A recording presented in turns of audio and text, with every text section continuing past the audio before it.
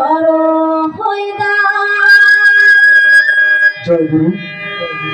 আসলে আমরা এই জগৎ সংসারে সকলে সকলে আপন।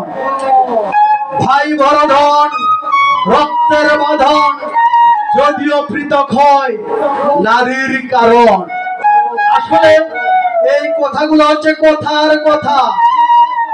এই জগৎ সংসারে কেউ কারো না, কেউ কারো আপন নয়। বেশি আপনি বিপদে পড়বেন, বেকারায় পড়বেন আপন মানুষের কারণে।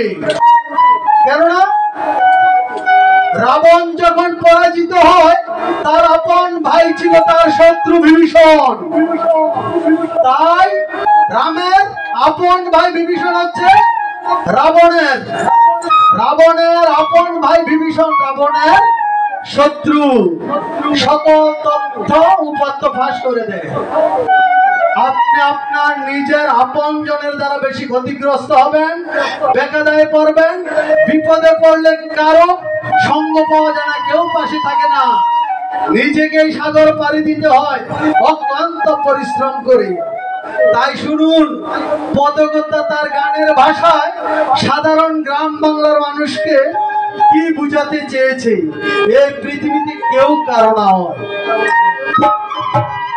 চাইলে তারে যায় না ভুলা, বুকের ভিতরে কষ্টের মেলা। চাইলে তারে যায় না ভুলা, বুকের ভিতরে কষ্টের মেলা। আপন মানুষ সবচেয়ে বেশি আপনে খেতা আপনে খেতা